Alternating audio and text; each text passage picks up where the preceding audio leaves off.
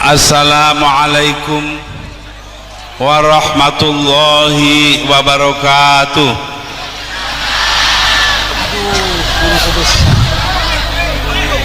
Bismillah walhamdulillah wassalatu wassalamu ala rasulillah Sayyidina Muhammad ibn Abdullah sallallahu alaihi wasallam wa ala alihi wa sahbihi wa man tabi'ahu wa nasarahu wa wala wala hawla wala quwwata illa billah.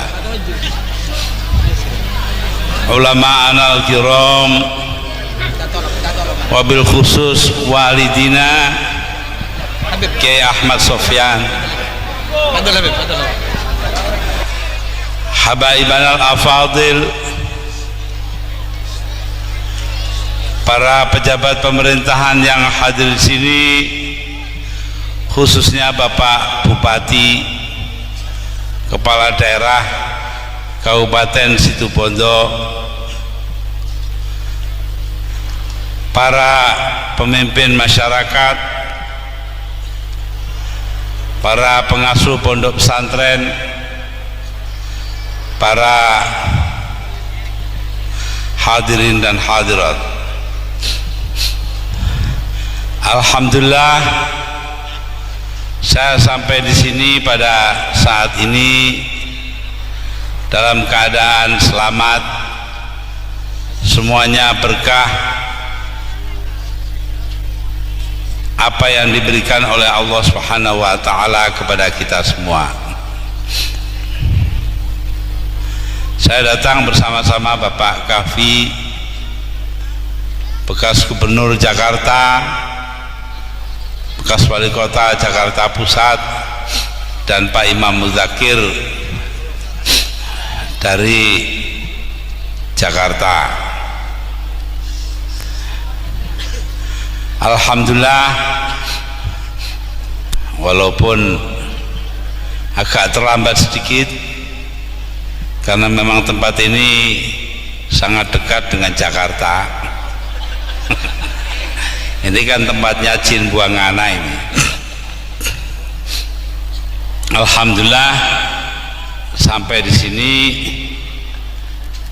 dengan tidak kurang sesuatu apa dan memperoleh karunia kesehatan dari Allah Subhanahu wa taala.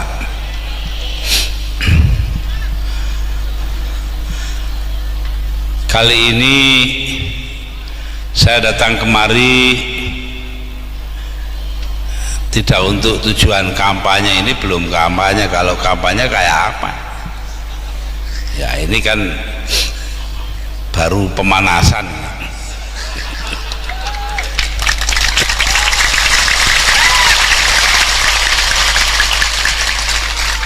Situ Bondo itu tidak perlu kampanye, serahkan saja kepada ulama di sini, beres. Ya apa tidak? Ini bukti semuanya itu karena kecintaan rakyat Situbondo kepada Nahdlatul Ulama. Karena apa yang dikatakan oleh Allah Subhanahu wa taala di dalam kitab suci Al-Quranul Karim, Bismillahirrahmanirrahim, innama yakhsyallaha min ibadihil ulama, bahwasanya yang paling takut kepada Allah di antara hamba-hambanya adalah ulama. Karena itu terus terang saja, kalau orang-orang Situbondo mencintai ulama itu tidak aneh, karena orang-orang Situbondo memang mengikuti apa yang disabdakan oleh Allah Subhanahu wa taala. Nah, di sini ini tidak ada tukang copet, yang ada cuma guyu. Ya, ada zaman masih Surabaya dulu ada terminal Joyoboyo, ada razia tukang copet tadi kebetulan saya Kapolresnya salaman. Nah ini saya ingat dulu, razia ini yang bikin polisi. Tahu-tahu ada yang ketangkep digeledah. Geledah itu di kantongnya ada kartu tanda anggota NU. Jadi kata polisnya, Pak sampean ini NU kok nyopet? Jawabnya apa? NU soal agama Pak. Lah copet profesi.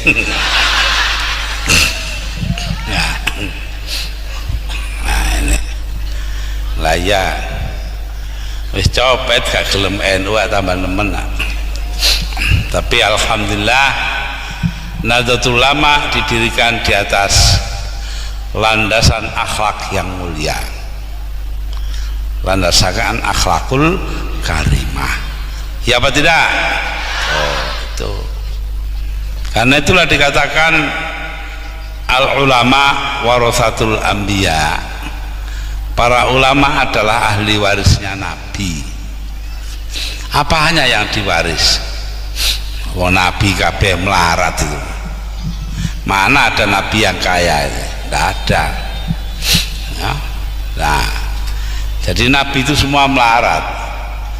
Nabi kita Nabi Muhammad sallallahu alaihi wasallam waktu meninggal itu hanya meninggalkan babut babut bolong kabeh itu loh ya. Itu saking ikhlasnya, kalau punya apa-apa dikasihkan orang yang lebih kurang.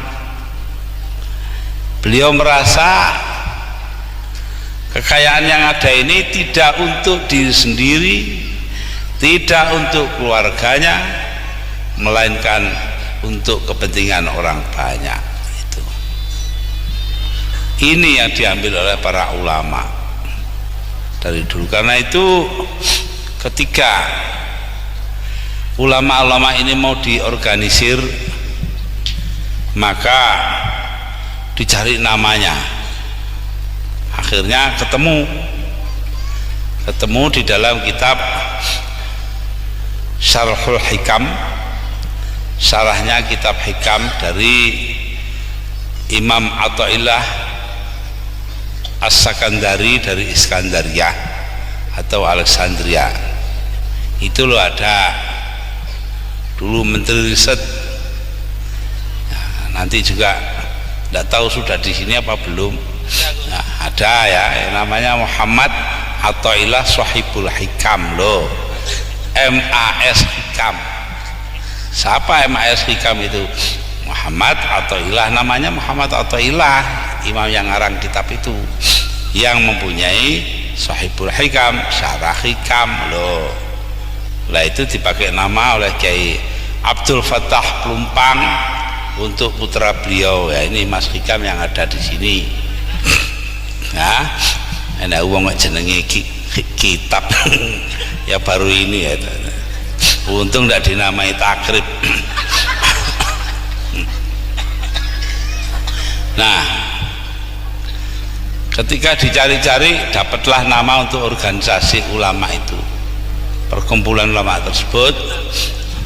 Di sana ada ungkapan kata Imam Athaillah Shahibul Hikam, yaitu la tashab man la yunhiduka ilallahi haluhu wa la yadulluka ilallahi maqaluh. Jangan ditemani, jangan jadikan guru orang yang perilakunya tidak membangkitkan kamu kepada Allah dan kata-katanya tidak menunjukkan kepada Allah. Loh, siapa orang yang tingkah lakunya membangkitkan kita kepada Allah dan kata-katanya menunjukkan kita kepada Allah?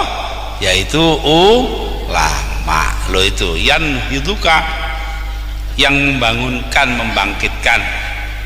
Nah, dicari masdar atau asalnya itu nahdoh.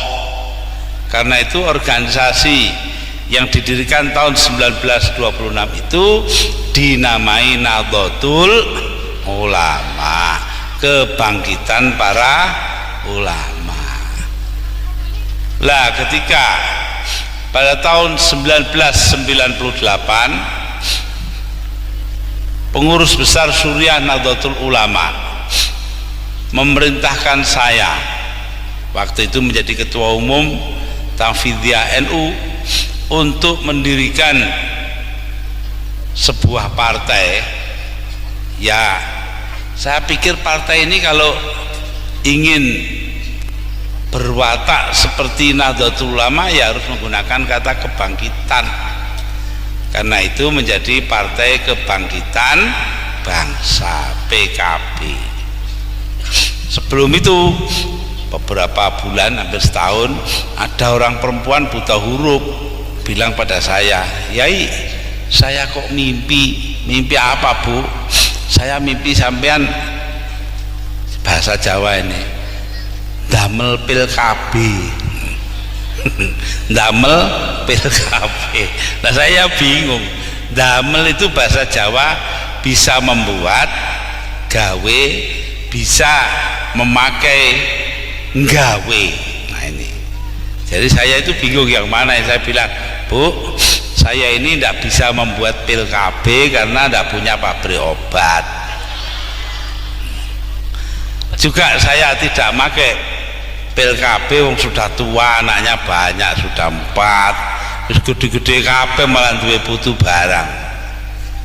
Waktu itu anak saya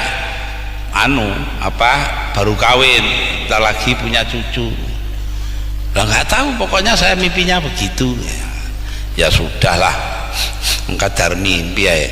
Nah, itu akhirnya waktu disuruh buat PKB, cocok-cocokan namanya disetujui PKB, saya tertawa sendiri. Oh ini toh yang dimaksudkan pil KB dulu itu. Nah ini ya, alhamdulillah, dengan cepat PKB menjadi besar dan sekarang menjadi, dari sudut jumlah pemilih, menjadi partai ketiga terbesar di Indonesia. Ini pun sebenarnya ya karena pemilihnya itu tidak benar.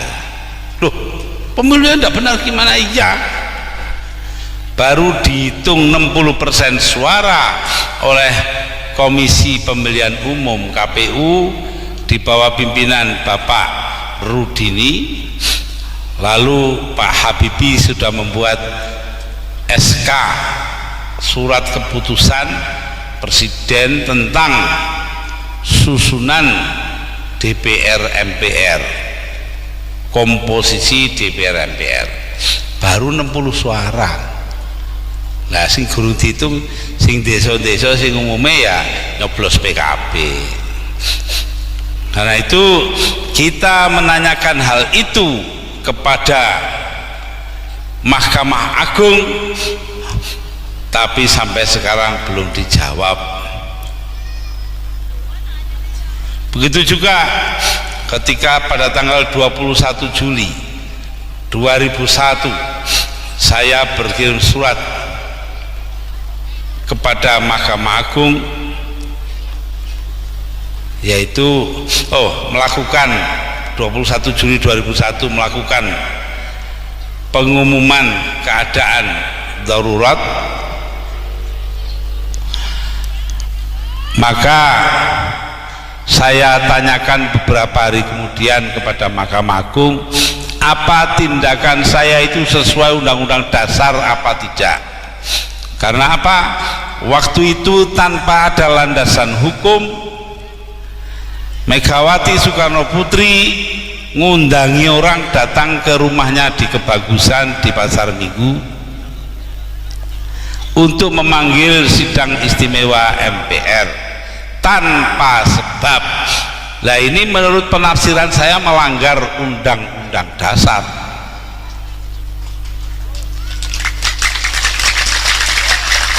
lagi-lagi tidak dijawab, tidak dijawab.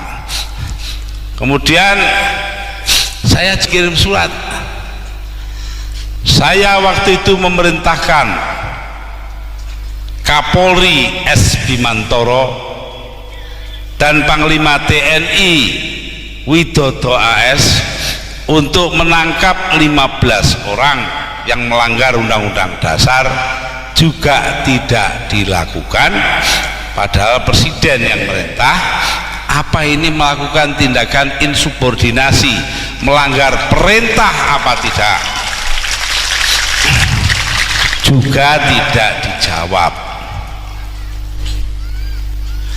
Ini 3 sudah pelanggaran konstitusi.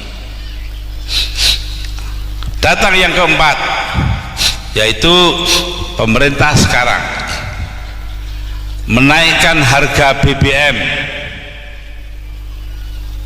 Ini sebenarnya kalau penafsiran saya, menaikkan harga tanpa menaikkan pendapatan itu artinya melanggar konstitusi. Mengapa demikian? Karena konstitusi atau undang-undang dasar kita menyatakan negara harus memenuhi kebutuhan hidup orang banyak. Di dalam undang-undang dasar kita disebutkan memenuhi hajat hidup orang banyak. Lah kalau naikkan harga tanpa menaikkan pendapatan artinya melanggar undang-undang dasar.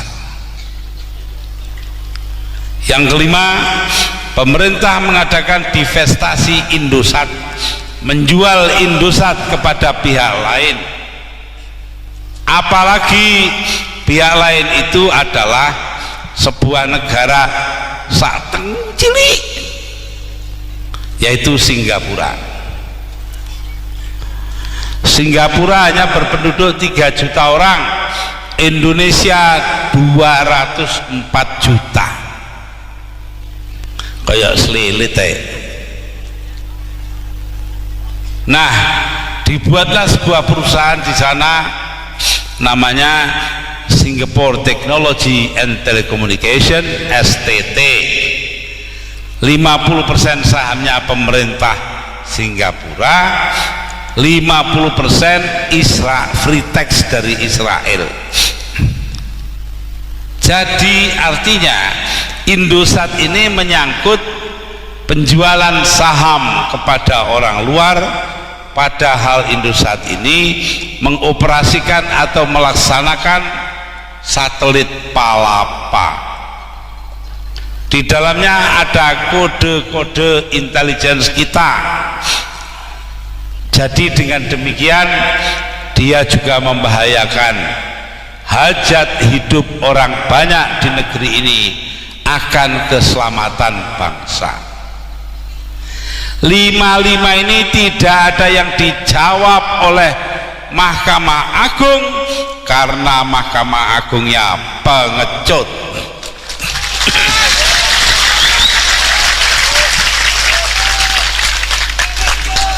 Saya tidak ngompori orang, saya hanya supaya Anda semua tahu akan hal ini, itu saja. Buktinya kalau terjadi pelanggaran konstitusi, saya bicara begini sudah 1,5 tahun lamanya, sudah diterbitkan sebuah buku mengenai apa itu maklumat keadaan darurat. Sudah berbulan-bulan yang lalu buku itu sudah habis, sekarang dicetak kedua. Tetap tidak ada yang berani membawa saya ke pengadilan. Oh iya, kalau betul kan dibawa ke pengadilan toh. Itu menunjukkan apa yang saya omongkan itu betul. Sebab menuduh pemerintahan adalah melanggar konstitusi adalah sebuah tindakan hukum yang dapat dihukum kalau tidak benar. tak tunggu-tungguni kapan itu ya, enggak pernah. Sama saja Ketua MPR Profesor Dr. Amin Rais adalah penipu.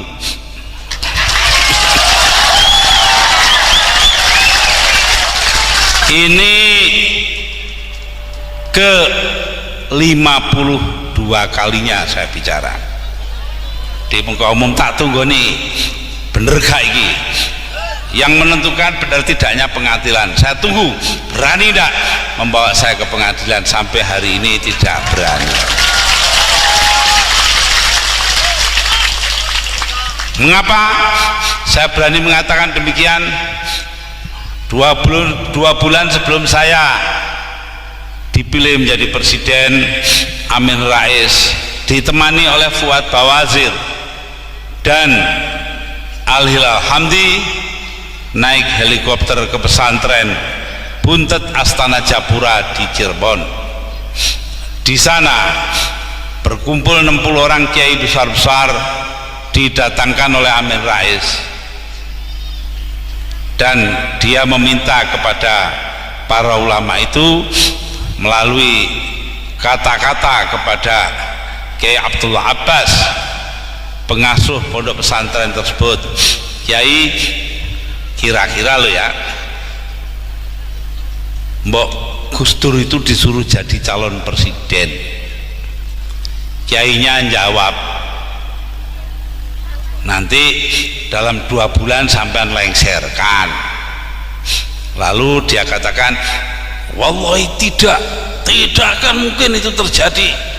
Panjang lebar, ya memang enggak 2 bulan, 20 bulan kemudian. Ya, artinya apa? Dia melanggar sumpahnya sendiri, janjinya sendiri. Lah orang melanggar sumpah atau janji itu kan penipu toh. Itu di mana-mana saya bilang begitu, enggak berani jawab. Ada orang lain juga begitu, Wakil Presiden Hamzah Has. Saya bilang ini ke 39 kalinya. Jadi saya sudah pidato di mana-mana. Tidak hanya begini saja Pak Hikam, sudah di mana-mana. 39 kali saya mengatakan bahwa Pak Hamzah Has berada di belakang teroris.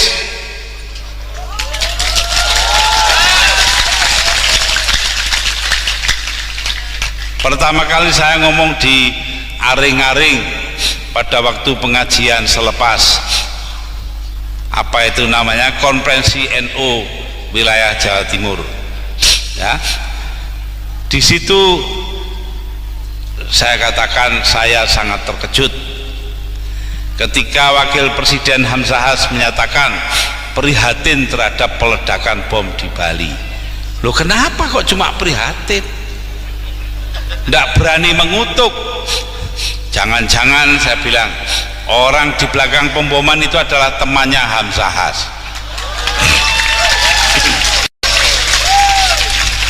Sampai sekarang saya tunggu-tunggu, tidak berani membawa ke pengadilan. Mustahil dia tidak dengar, dia mesti dengar. Yang ini pun dia dengar. Ya, lah itu. Jadi jelas sekali para hadirin dan hadirat bahwa negeri kita ini sedang mengalami duka nestapa, sedang mengalami kesusahan. Karena apa? Konstitusi yang diperjuangkan mati-matian, konstitusi yang diperjuangkan oleh para pendiri republik ini, termasuk 7 orang wakil gerakan Islam. Ke-7 orang itu yaitu Ki Bagus Hadikusumo dari pengurus pusat Muhammadiyah, Kiai Haji Abdul Qahar Muzakir, salah seorang yang hubungan famili saya manggil Pak D, dari PP Muhammadiyah, seorang namanya Ahmad Subarjo dari Masyumi, ya, kemudian Abdurrahman Baswaddan, Ketua Umum Partai Arab Indonesia PAI. Kelima, Abi Kusno Cokro Suyoso dari Syarikat Islam. Sini ada orang Syarikat Islamnya ada? Tidak ada. Nah, mudah-mudahan ada. Tidak ada ya kenemenen. Yang keenam, Haji Agus Salim, yang kita semua tahu bahwa beliau berilmu agama sangat dalam. Yang ketujuh, Abdul Wahid Hashim, ayah saya mewakili Nahdlatul Ulama. Ketujuh orang ini ketika berkonsultasi dengan Bung Hatta tanggal 18 Agustus 1945, sehari setelah kemerdekaan diproklamasikan, mengeluarkan istilah sekarang ini ngedrop Piagam Jakarta dari pembukaan Undang-Undang Dasar. Loh, negara yang diperjuangkan mati-matian juga oleh para wakil-wakil organisasi Islam itu sekarang sedang mengalami musibah besar-besaran karena terjadi pelanggaran konstitusi, pelanggaran demi pelanggaran. Lah yang diurusi itu tidak ada yang pokrok, cilik-cilik, bangsanya soal inul, guyu, tawa itu. Ya kan soal kecil loh, inul lo. Ya. Inul tukang ngebor.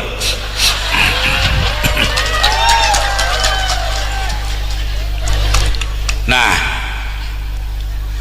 karena itulah pelanggaran demi pelanggaran, kebohongan demi kebohongan, pengkhianatan demi pengkhianatan, Allah marah.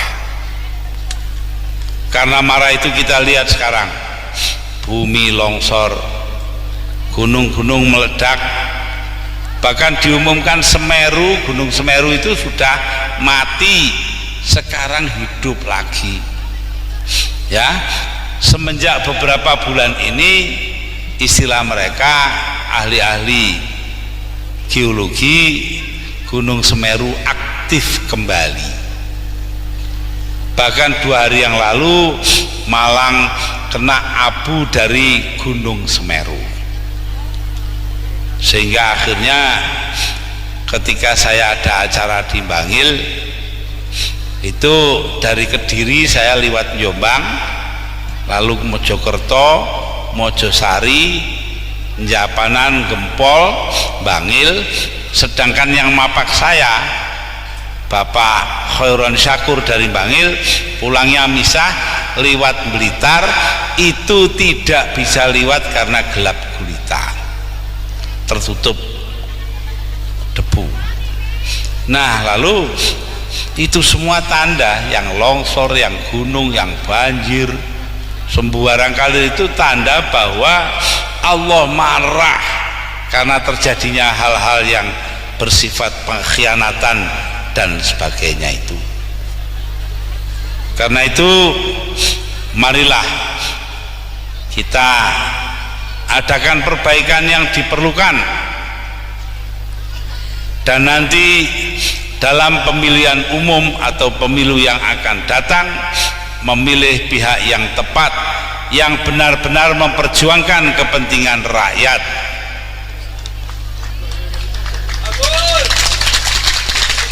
Ini bukan kampanye loh, saya tidak nyebut apa-apa kok.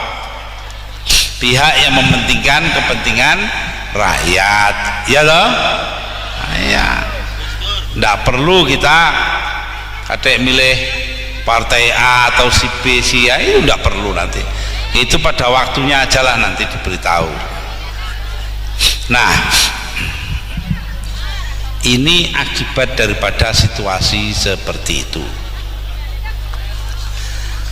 Musibah demi musibah. Kalau dikatakan Al-Quranul Karim, Bismillahirrahmanirrahim, ma asobakum min musibatin fabima kasabat aidikum wa ya'fu an katsirin. Musibah yang menimpa diri kalian tidak lain adalah buah kerja tangan kalian sendiri. Loh, kalian tuh orang banyak.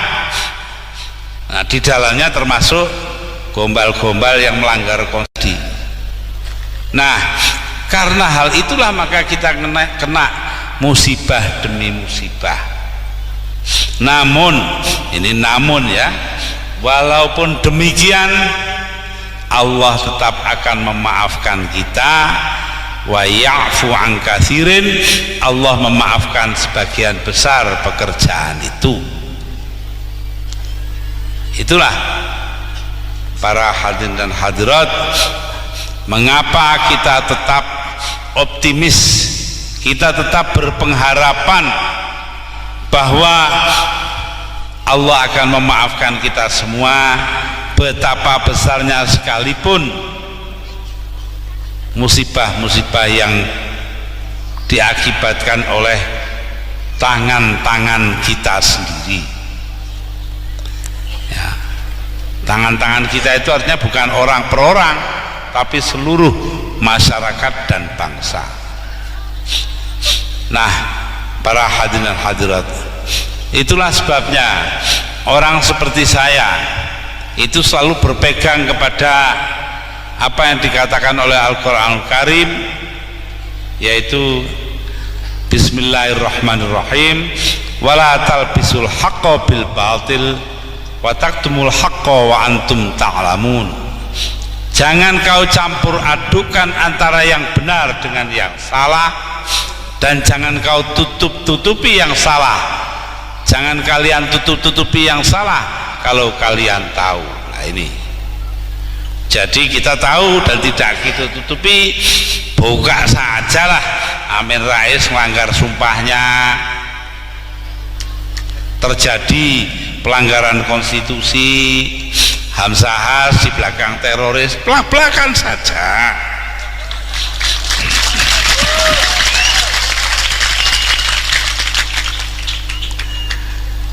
Nah, para hadirin hadirat, dengan demikian jelaslah bahwa kita akan dapat mengatasi kesulitan-kesulitan kita yang dalam bahasa luar negeri atau istilah zaman sekarang, kata orang Betawi, istilah kerennya itu adalah pelanggaran hukum yang ada. Dengan melakukan pelanggaran hukum yang ada itu, kita lalu tidak bisa memenuhi kewajiban sebagai bangsa untuk menegakkan keadilan. Al-Quranul Karim padahal berkata, ya ayyuhalladzina amanu, bismillahirrahmanirrahim, ya ayyuhalladzina amanu kunu qawwamina bil qisti syuhada'a lillah walau ala anfusikum. Hendaknya kalian, wahai orang-orang beriman, hendaknya kalian menegakkan keadilan dan menjadi saksi bagi Allah walau mengenai diri kalian sendiri. Artinya walaupun situ ada yang berkhianat, tetapi kita tetap bersabar karena percaya keadilan Allah akan tegak. Betul tidak? Bagaimana tegaknya keadilan Allah itu? Melalui pemilihan umum itu. Kalau bapak-bapak, ibu-ibu, saudara-saudara ingin menegakkan keadilan, maka lakukan hal itu melalui pemilihan umum yang akan datang. Pilihlah pihak yang benar. Lah, ini ada yang marah, kampanye mencuri waktu. Loh, siapa yang kampanye? Saya tidak nyebut apa-apa. Kenapa disebut? Dong semua udah tahu, tidak pakai disebut juga tahu kok. Ya tidak? Nah, iya sudah. Ya itulah. para hadirin dan hadirat, apa yang menjadi pikiran kita saat ini.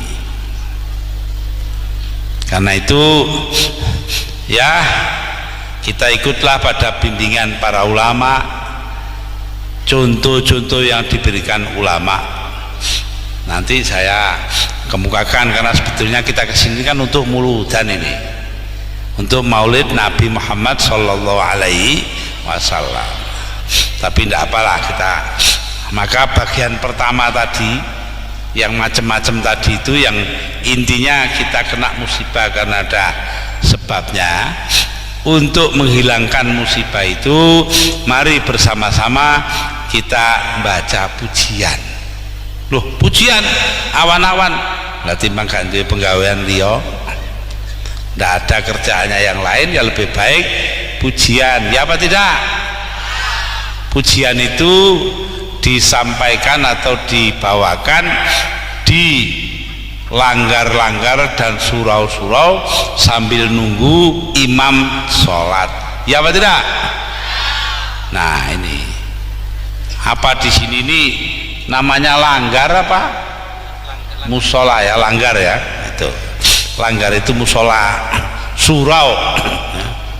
Mari sama-sama nanti bareng-bareng dengan saya ya. Nanti maksudnya saya terangkan belakangan. Ilailas tulil firdausi ala wala aqwa ala naril jahimi fahabli taubatau waghfir dhunubi fa innaka ghafirudz dzambil azimi. Ilahi, wahai Tuhanku, lastu lil firdausi ahlan, aku bukan orang yang ahli sorga, wala aqwa ala naril jahimi, dan aku tidak kuat api neraka. Loh, kenapa? Tidak kuat api neraka tapi bukan ahli surga. Siapa orang mana? Orang situ Bondo. Ya, tapi sebagai orang NU, sebagai orang PKP, maka ada jalan ketiga. Fahabli taubatan, maka berikan kepadaku kemampuan bertobat. Fa innaka, dan ampuni dosa-dosaku. Waghfir dzunubi, fa innaka ghafirudz dzambil azimi, karena sesungguhnya engkaulah yang paling dapat memberikan ampun atas dosa-dosa yang besar. Ada kesempatan bertobat ini ya, tapi tobat yang bener, jangan tobatnya wong lata itu. Ada yang jatuh tobat ya. Mari dibaleni, saya terangkan maksudnya bareng-bareng.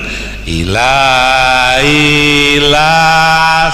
tulil firdausi ala wala aqwa ala naril jahimi habli taubatau waghfir dhunubi fa innaka ghafirudz dzambil azimi. Saya ngejak pujian jam sekian ini kenapa sih kok di sini? Ya sebabnya sepele. saya ndak ketok, jadi ndak tahu orang yang sini ini banyak apa ndak, ngono banyak ya, ini banyak betul tak? Dulu ada zaman Jepang, tentara Jepang sowan Kyai Abdul Manaf di Lirboyo, sana masuk, ada santri di masjid dalam jumlah besar, di depannya masjid ada banyak angsa itu loh, tahu banyak angsa itu, soang itu toh. Nah, akhirnya banyak ya. Nah itu ada si Jepang tadi masuk ke rumahnya Kyai Abdul Manaf, nanya, Haji banyak santri ya, maksudnya yang di masjid banyak, jumlahnya besar. Jawabnya Kyai Abdul Manaf, bukan Tuan, itu bukan banyaknya santri, banyaknya Kaji Yakub. Itu ya, jadi ini banyak mana ini, sekian ini ya, itu banyaknya Kaji Yakub lah. Yang kedua, saya ingin tahu rakyat di sini ini masih manut pada kiai apa tidak, begitu saja kok, tidak punya tujuan lain. Manut siapa yang ngajari sampean selawatan, maling apa kiai? Aku wis ngono, sudah tercapai dua tujuan, wis kari mulih ae.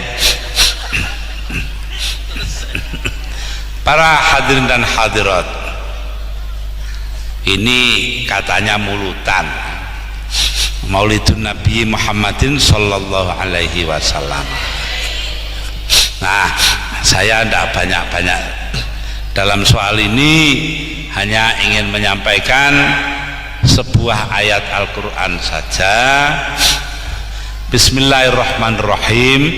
Laqad kana lakum fi rasulillahi uswatun hasanah. Benar-benar telah ada dalam diri utusan Allah.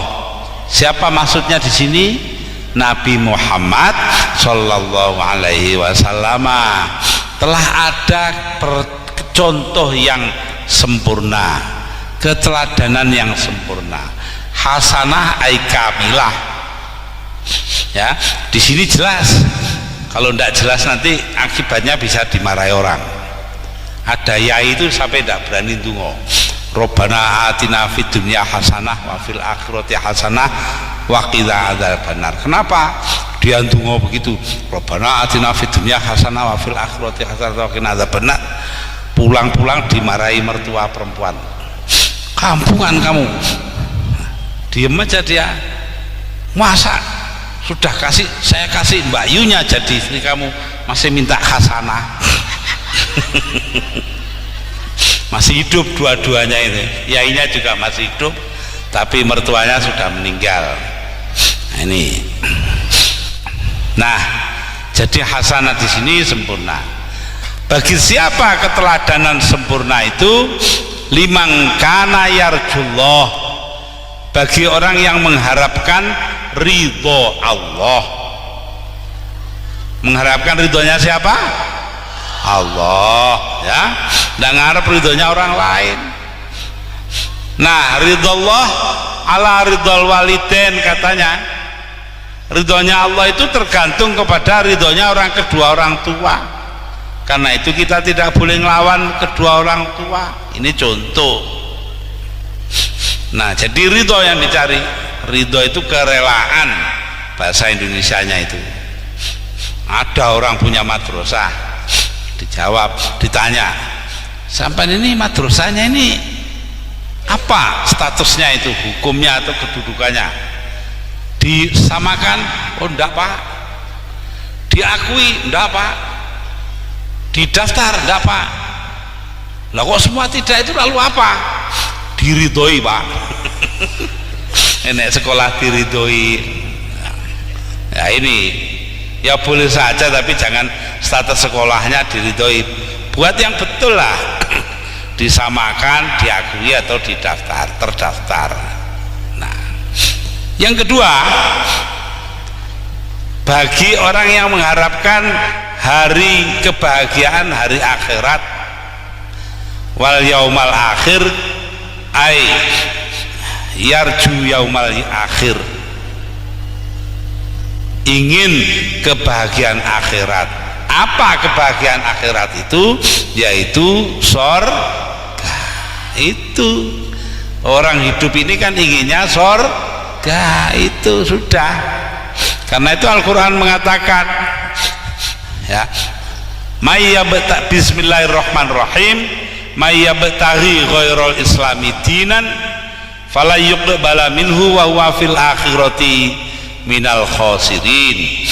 Barang siapa mengambil selain Islam sebagai agama, fala yuqbala minhu, amal perbuatannya tidak diterima Allah. Ini munggu wong Islam, ya terserah Allah mau terima apa tidak, tapi kita menganggap begitu.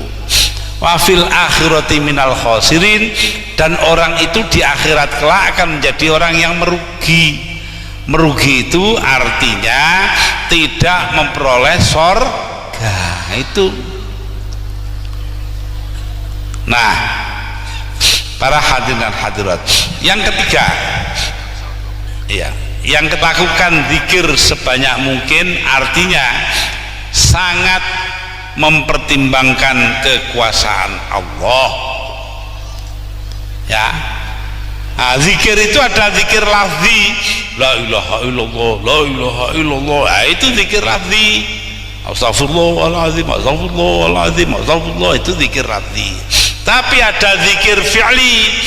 Zikir lafzi itu zikir dengan ucapan, zikir fi'li itu zikir dengan perbuatan. Nah, sekarang ini hikmahnya maulid sekarang ini apa? Siapa sampai ini benar-benar sudah zikir fi'li? Karena apa? Ini pertanyaan saya sekarang. Kalau air sungai itu mengalir kemana? Ke laut. Laut ini kalau sini apa bahasanya? Laut. Tase. Oh, tase. Dah, laut itu utara ya. Iya.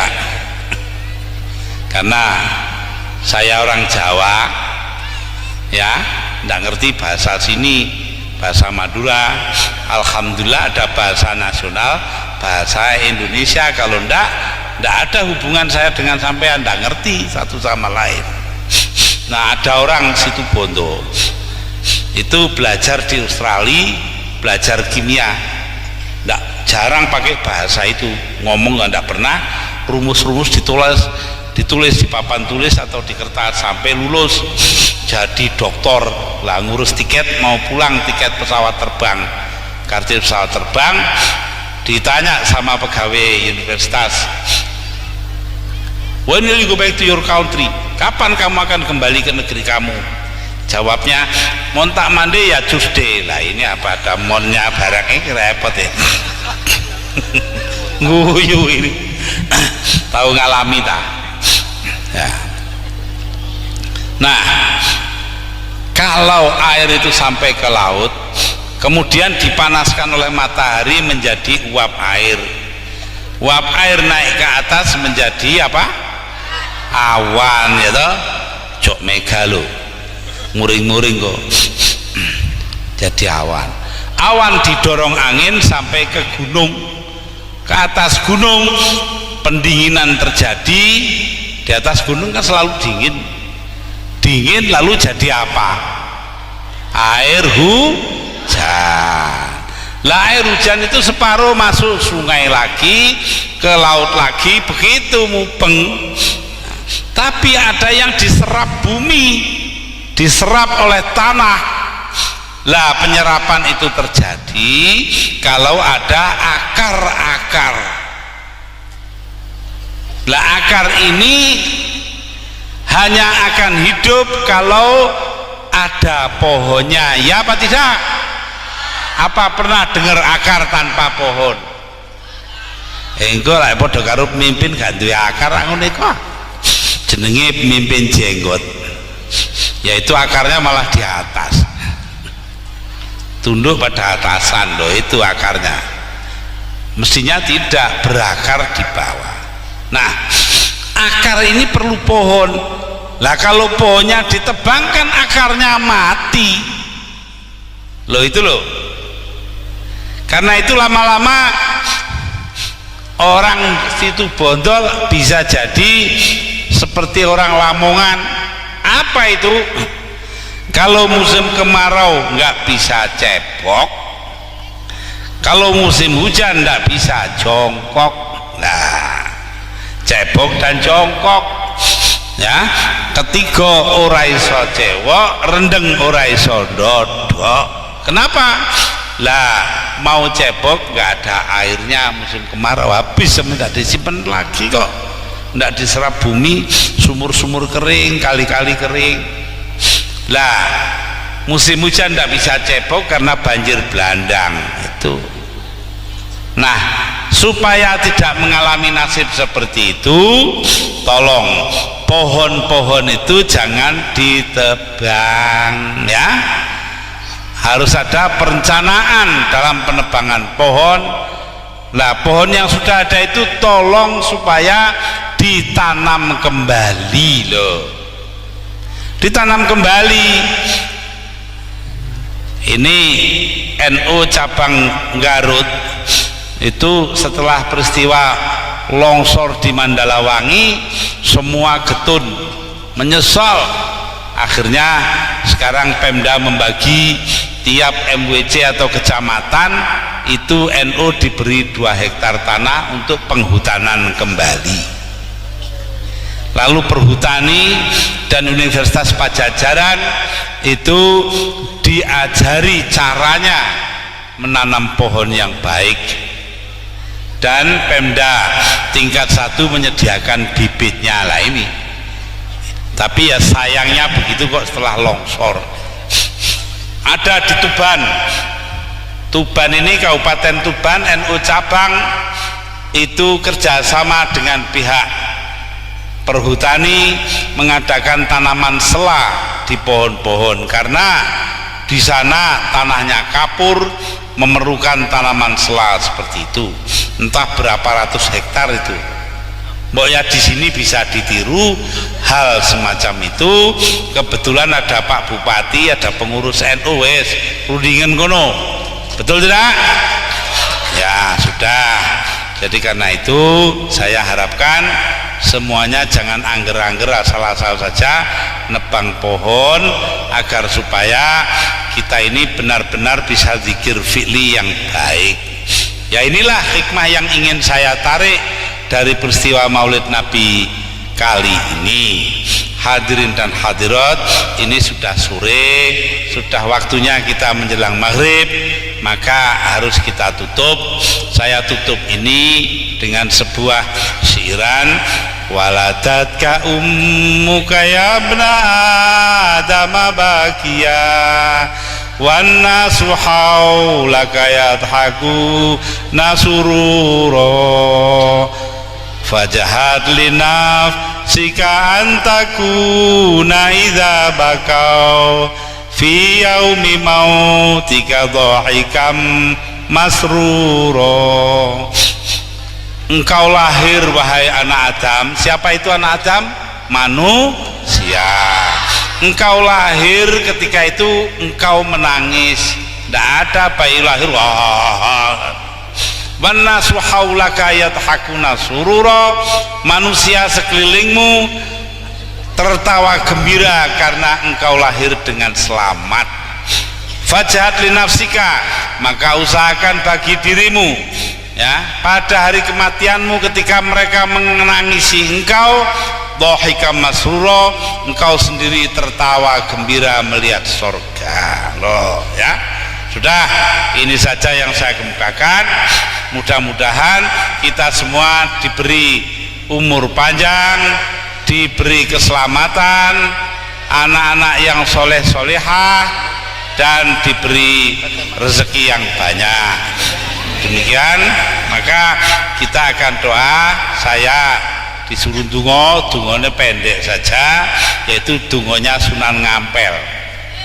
Dari surat Al-Kahfi ada satu ayat di bulan baleni, ila hadratin Nabi Mustafa Muhammad sallallahu alaihi wasallam wa jamil anbiya wa mursalin wa malaikatil muqarrabin wa laimatil musyahidin wal auliya sholihin wa qudal Fatihah. A'udzubillahi minasyaitonir rajim. Bismillahirrahmanirrahim. Rabbil alamin.